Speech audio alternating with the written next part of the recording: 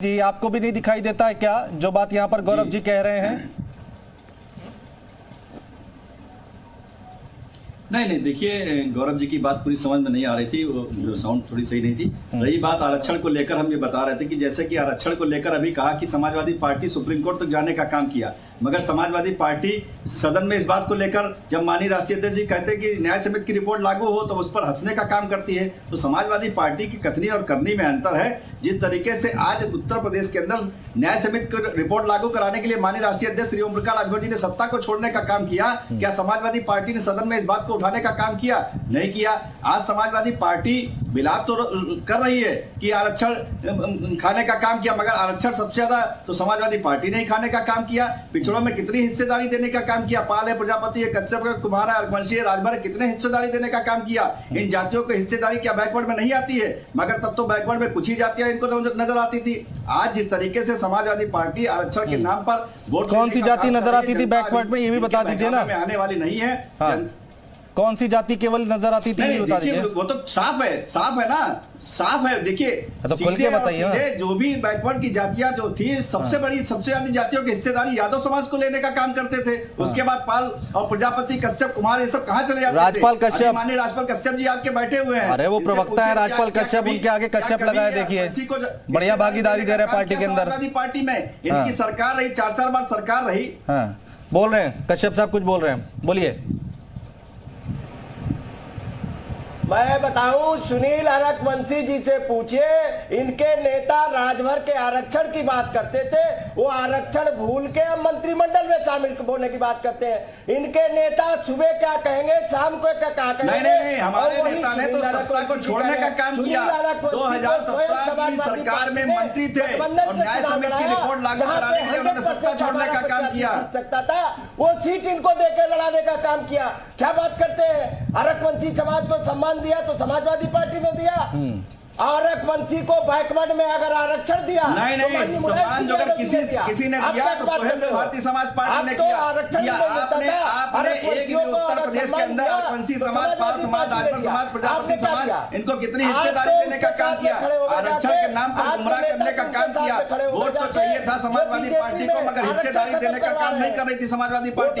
हिस्सेदारी देने का काम किया तो सोहेल भारतीय समाज पार्टी ने देने का काम किया। क्या कहोगे? कल बीजेपी से समझौता हो जाएगा, परसों बीएसपी से हो जाएगा, कल समाजवादी पार्टी से हो जाओगे। नहीं, समझौता तो हमने आपके साथ भी किया था। हमने कुछ हमारे मुद्दे थे, उसके हिसाब से समझौता आपके साथ किया था, मगर किया क्या? आपके राष्ट्रीय अध्यक्ष माननीय अखिलेश यादव जी सिर्फ कमरे में बैठकर राजनीति करना चाहते थे। जब राष्ट्रीय अध्यक्ष जी ने कहा कि घर से निकलिए, जब आप निकले, जब आपकी माननीय राष्ट्रीय अध्यक्ष जी की धर्मपत्नी चुनाव लड़ रही थी, वही बात काम करने का काम पहले कर लेते तो शायद आज आजमगढ़ की भी सीट आपके हाथ में होती। को ले जाके अपने बेचने और दुकान चलाने का काम करते हो। ठीक है राजीव रंजन जी, राजीव रंजन जी, तो आप बताइए ना। राजीव रंजन जी आ रहा हूँ, गौरव जी आ रहा हूँ, दोबारा मौका दे दूंगा। राजीव जी बहुत देर से वेट कर रहे हैं, पैसा लेने का काम किया। ठीक है अरकवंशी साहब हो गया। राजीव रंजन जी देखिए, यहाँ पर कई सारी बातें निकल कर आ रही हैं। आप कह रहे हैं कि पिछला रिकॉर्ड अगर देखें तो भारतीय जनता पार्टी के पक्ष में जाता है। ठीक बात है, आंकड़े सामने हैं, हम देखते आए हैं। लेकिन इस बार समाजवादी पार्टी पिछड़ों की राजनीति कर रही है। आप देख रहे हैं कितना जोर शोर से यहाँ पर मुद्दा उठाया जा रहा है और जनगणना की बात भी कही जा रही है। तो क्या ये फर्क डालेगा? इसके अलावा एक बात और बहुत महत्वपूर्ण है राजीव रंजन जी, कि बीएसपी हो, आम आदमी पार्टी हो, AIMIM हो, ये सब मैदान में है।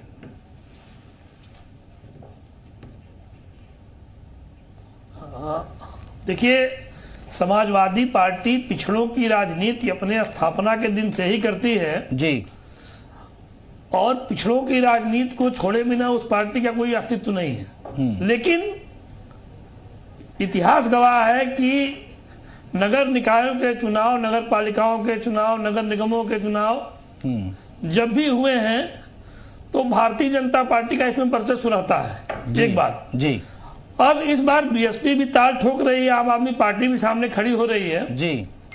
बहुजन समाज पार्टी जिन जिन सीटों पर अगर मजबूती से चुनाव लड़ेगी, वहां सबसे पहले समाजवादी पार्टी को ही नुकसान होगा। ऐसा क्यों ये बात बार बार उठती है? ऐसा नहीं जाएगा जो कि नगरीय क्षेत्रों में अच्छी स्थिति में होता है। जी नहीं, मैं आपसे पूछ रहा हूं ऐसा क्यों बार बार ये बात क्यों निकल कर आती है कि बीएसपी अगर अच्छे से लड़ेगी, अगर बीएसपी अच्छे से लड़ेगी तो समाजवादी पार्टी हारेगी, ऐसा क्यों कहते हैं आप लोग? अच्छा, हमने देखिए बीएसपी का जो वोट का बेस है शहरी क्षेत्रों में, मैं आपको मैं बताऊं उदाहरण के लिए, शाइस्ता परवीन को इलाहाबाद से प्रत्याशी घोषित किया है बीएसपी ने अभी। बिल्कुल बिल्कुल।